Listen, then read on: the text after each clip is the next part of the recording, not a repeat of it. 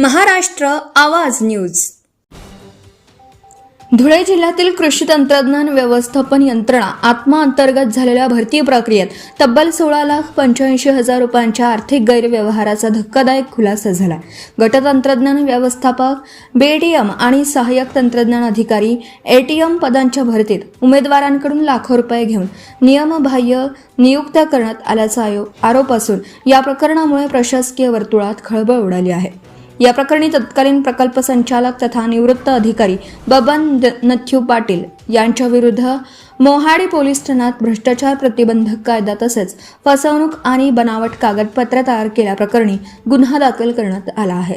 लाचलुचपत प्रतिबंधक विभागाच्या एसीबी चौकशीत 21 नोव्हेंबर ते 8 डिसेंबर 2016 या कालावधीत नोकरीच्या आशेवर असलेल्या उमेदवारांकडून त्यांच्या पालकांच्या बँक खात्यांमध्ये एकूण 16.85 लाख रुपये जमा करून घेतल्याचं समोर आलं आहे.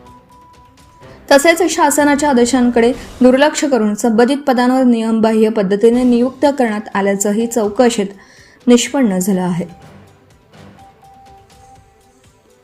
भरती प्रक्रियेत बनावट नियुक्ती पत्रांचा वापर करून उमेदवारांना अधिकृत नोकरी मिळाल्याचा आभास निर्माण करण्यात आल्याचा गंभीर ठपका चौकशी अहवालात ठेवण्यात आला आहे.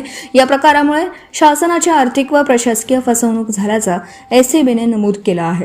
या प्रकरणाचा पुढील तपास सुरू असून भरती प्रक्रियेशी संबंधित इतर अधिकारी किंवा व्यक्तींची नावेही समोर येण्याची शक्यता व्यक्त केली जात आहे. त्यामुळे हा घोटाळा आणखी मोठा होण्याची शक्यता असून जिल्ह्यात याची जोरदार चर्चा सुरू आहे. Subscribe now and press the bell icon.